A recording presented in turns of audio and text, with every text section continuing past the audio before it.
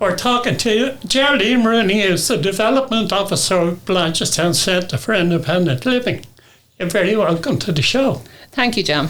So, Blanchardstown Centre for Independent Living, or BCIL from now on, is 30 years in business. First of all, how much of it have you seen? Okay, well, John, I suppose this March, actually the 15th of March, I'll be working in BCIL for 20 years. Wow. So the first 10 years I wasn't here, but I can give you a fair bit of background on that, and then I can tell you from when I started. So give us a bit of background. I will. The whole idea of the Centre for Independent Living came to Ireland in 1992. And then Michael McCabe opened the Blanchardstown Centre for Independent Living in 1994. And it actually started in Blakestown Community Centre. They had a tiny room at the back of the hall, behind the main hall, I should say. So BCIL was there for 10 years. I joined then in March, as I said, 2004. As a CE participant. I came on board and I was doing the admin, just typing, just getting information for people, going to meetings. And I started to get a good grounding. I got my feet in really well and a good understanding of the ethos of independent living. So when people hear Centre for Independent Living, they think of a centre where maybe people come as a day centre, but it's not. It's actually a philosophy of how you live your life. So we believe that people, no matter what their disability is, if they have an independent mind and they can direct people, they can have an input and say that they can have choice, control, and be empowered to live their life in their local community. And that's where we come in. And most of all, in their own home. Exactly. Yeah, it's to keep people at home. It's also to keep people part of their community. So we started off in the beginning by spreading this idea, this thinking, and going around then and making sure that community centres were accessible for people. Because believe it or not, a lot of them weren't. I mean, the very word community and then having a barrier at the door. Yeah. You know, again, it comes back to whether somebody's impairment is what stops them or whether it's the fact that like you've 3 steps up to the door. So in the case where it's usually 3 steps. Simple. Very simple. Put a ramp down. Let people in. Let people take part in things. And we're very much in that ethos of supporting people. Yeah, and there's a slogan, isn't there, which kind of sums up. There is, and it's nothing about us without us. So I suppose my interest in the disability area would come from a personal side as well, in that I have a daughter who has autism. So I've always been involved and believe that people should be a part of their community. You know, people tend to think that there's a disability sector and it's over there in the corner and it's well funded and well minded, and that's not the case. We're really out in the community fighting alongside the Tidy Towns, every other organisation that's in the community to take part. You know, but anyway, aside from that, we're celebrating our 30 years, so let's get back to that. 30 years in business this year.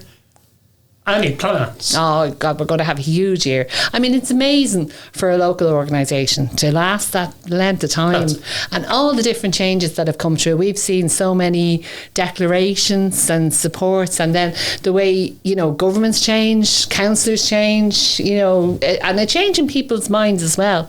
I think you see it more so that it's more acceptable for people to be in part of their community.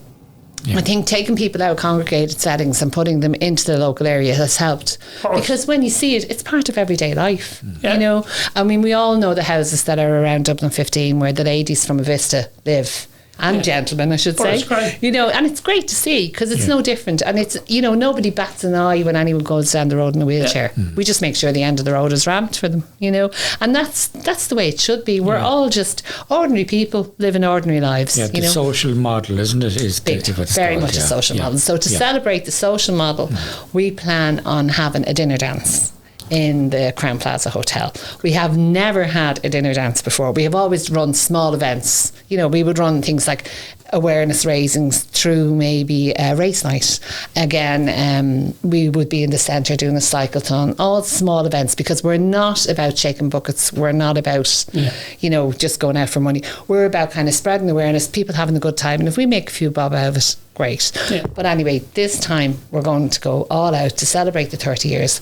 We're going to involve a number of people over the years who have maybe sat on the board, taken part in things. We had a number of people who actually had hosted our radio show over the years. Yeah. We also had another previous development officer, and he's planning on being the MC for the night. His name is Michael Ryan. So it's great.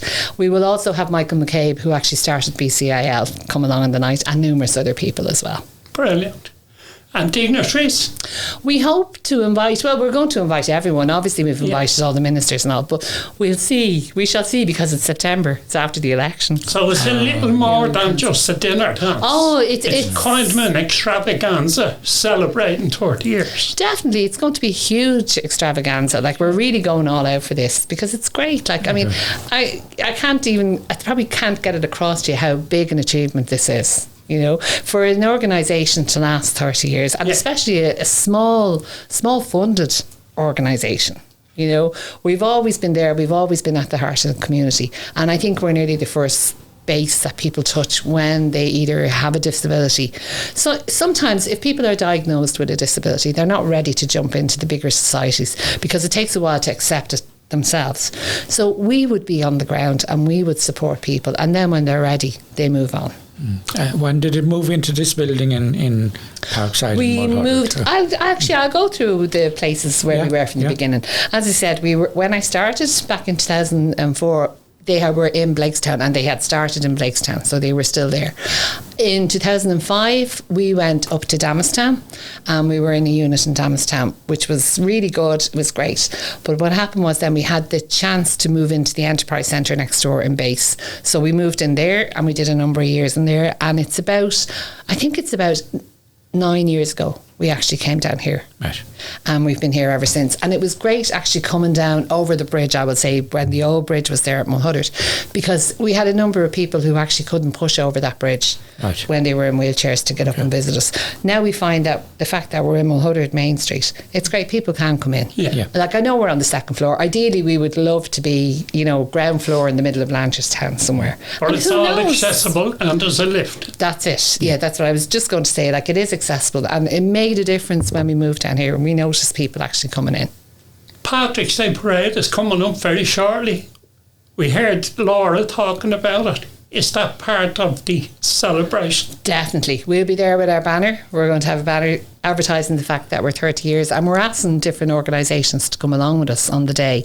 Now, Patrick's Day is on a Sunday, so we'll see who we get. Hopefully we'll get a good crowd and have a good presence, and it's good to see, because it's networking with different organisations. But it's also as well shown, that people with disabilities are part of the community, do live in your community. They're your neighbour, your friend, your friend's daughter, whoever it is.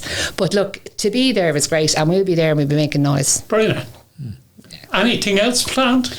We have a number of events planned. Actually, for International Women's Day, we have an event in the office. We're aiming that to supporters of people with disabilities, and of course the people themselves. But we plan to do some breathing exercises, and just to relax and have a day where women actually mind themselves. Women again, another day. What about your men? Oh, we'll do a men's event, don't worry. We plan for one later in the year.